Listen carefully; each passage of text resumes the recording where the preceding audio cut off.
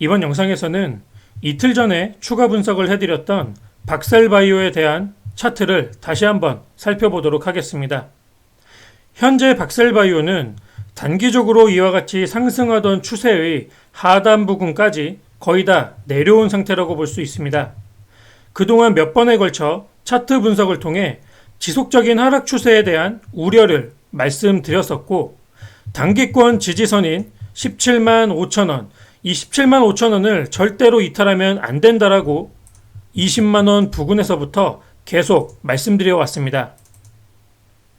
제 영상을 처음 보시는 분들도 계실 텐데, 지난 분석들에서 어떻게 추세 예상과 대응 라인들을 설명드렸었는지 간단하게 보고 설명을 이어가도록 하겠습니다. 단기권에서 17만 5천원이 절대로 이탈이 되면 안 된다라고 설명을 드렸고, 이탈이 된다면 11만원 부근까지 하락 파동이 이어질 가능성이 높다라고 말씀을 드리면서 17만 5천원의 이탈 시에는 반드시 대응이 필요하다라고 분석을 드렸습니다.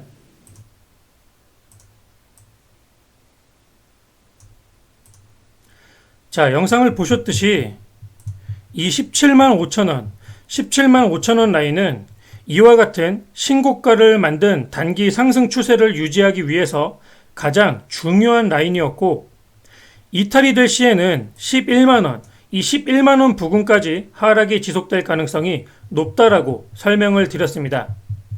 이 부분에 대한 내용은 여러 번에 걸쳐서 설명드렸던 부분이었는데, 워낙 박셀바이오의 급등세가 강했고 반등이 나올 때 또한 강한 추세가 이어진 경우가 많았었기 때문에 많은 분들이 반등을 기대하시고 대응을 하지 않은 경우가 많았을 거라고 생각이 됩니다. 말씀드린 이 17만 5천원의 단기 추세 지지라인은 이탈이 되었고, 그 후에 오늘까지 지속적으로 하락 파동이 이어지고 있습니다.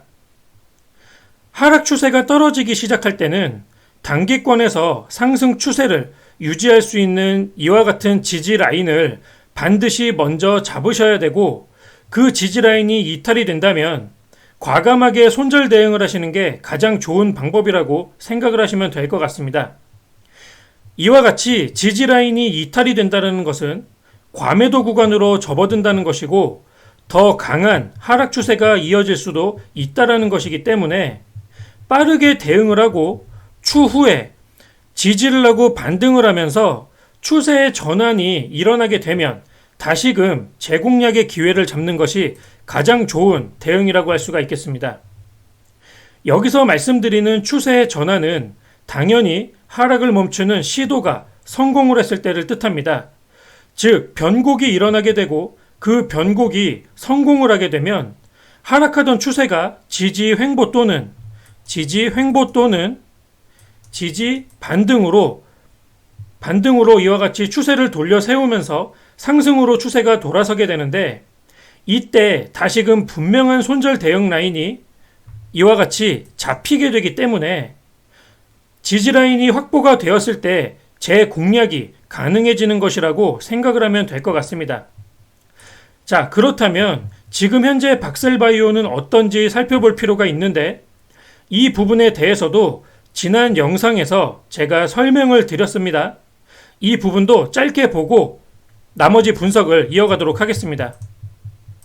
통상적으로 이와 같이 고점을 만든 후에 큰 조정이 떨어질 때 밴드의 하단과 하락 중인 캔들이 이와 같이 닿이게 될 때 기술적인 반등이 일어나게 될 가능성이 높은데, 박셀바이오 또한 그러한 관점에서 기술적 반등이 나오는 시점은 대략적으로 11만원 부근에서 밴드의 하단과 캔들이 닿이게 될 때라고 볼 수가 있겠습니다.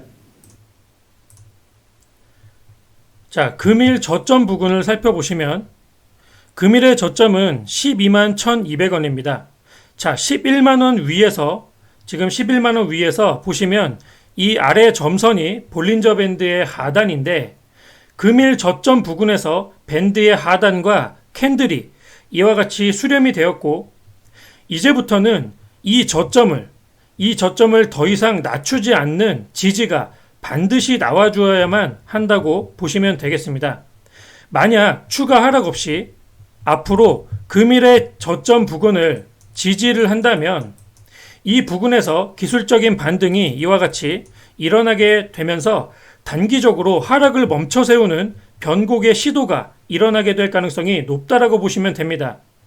이 변곡이 성공을 하려면 반드시 금일의 저점, 즉 밴드의 하단과 수렴이 되었던 이 라인이 다시금 절대 이탈이 되면 안 되고 빠른 시일 내에 이와 같이 양봉을 만들어내면서 변곡 캔들이 발생이 되어야만 합니다. 지난 분석에서도 말씀을 드렸지만 변곡이 시도되더라도 한 번에 이와 같이 추세를 크게 돌려 세우긴 어려울 수도 있습니다. 적어도 17만 5천 원 위로 돌파한 다음에 다시금 안착이 되어야만 추세 전환이 단기권에서 어느 정도 성공이 되는 것이기 때문에 현 주가 부근에서 지지 반등이 나오게 되더라도 17만 5천 원 부근으로 갈수록 저항이 강하게 나올 수 있다라고 생각을 하시고 단기적인 대응으로는 반등이 이와 같이 나와줄 때는 17만 5천 원 부근에 가까워질수록 매도 대응이 필요하다고 생각을 하는 게 좋을 것 같습니다. 자, 그럼 박셀바이오의 상승 추세는 끝난 것인가에 대한 설명을 해보자면 11만 원이 이탈이 되면 이와 같은 단기 급등 상승 파동은 끝났다고 보는 게 맞다고 생각을 합니다. 다만 말씀드렸듯이 단기적인 관점에서 파동이 끝났다는 것이지 중장기적인 관점에서는 조금 시각을 다르게 둘 필요가 있을 것 같습니다. 현재 주가만 보더라도 지금 고점에서 굉장히 많이 하락을 하고 주가가 싸다고 생각이 될 수도 있지만 이와 같이 상장 이후에 무증전 저점대인 2만원 부근에서 무상증자 권리락을 고려해 보아도 아직도 현재의 주가는 무상증자 전에 25만원 정도를 유지하고 있는 것이라고 볼 수가 있습니다. 즉 아직도 상장 이후의 저점에서부터 10배가 넘는 상승률을 유지하고 있기 때문에 중장기적인 관점에서는 이와 같은 상승 파동의 힘은 아직 충분히 살아있다라고 해석을 할 수가 있겠습니다. 가급적 11만원 이탈 없이 지지 횡보를 한다면 조금 더 빠른 반등의 시도가 이와 같이 나올 것이라고 생각이 되고 만약 이탈이 된다면 하락폭을 조금 더 키워서 시간 투자가 조금 더 필요한 중장기적 관점의 접근이 필요할 수 있다라고 생각을 하시면 될 것 같습니다. 이미 고점 단기 추세 이탈에 이와 같이 17만 5천 원 이탈에 대응이 안 되신 매수자분들께서는 어설픈 구간에서 대응하기에는 손실폭이 너무 크고 대응의 의미가 없기 때문에 강제 홀딩을 하게 되겠지만 중장기적 관점에서 시간 투자를 해보면서 앞으로 나올 수 있는 추세에 대한 분석과 관찰을 지속적으로 해 나가시길 바라겠습니다. 개인적인 견해로는 이 11만 원 위에서 반등이 나와준다면 새로운 재료의 오픈 여하에 따라 추세 전환도 충분히 가능할 수 있다고 생각을 합니다. 즉 단기권 추세 전환의 기회는 이 11만 원 위에서 지지가 될 때 가능할 것으로 생각이 되고 만약 이탈이 된다면 시간 투자가 많이 필요한 중장기적 관점으로 추세가 접어든다라고 생각을 하는 게 좋을 것 같습니다. 11만 원이 이탈이 된다면 다음 지지선은 8만 원이 됩니다. 참고를 하시고 가급적 11만 원 위에서 성공적인 반등이 나와주기를 응원하도록 하겠습니다. 보유하신 모든 분들 대응 잘하셔서 큰 손실 없이 수익으로 나올 수 있기를 바라겠습니다. 이것으로 박셀바이오의 추가 분석을 마치겠습니다. 감사합니다.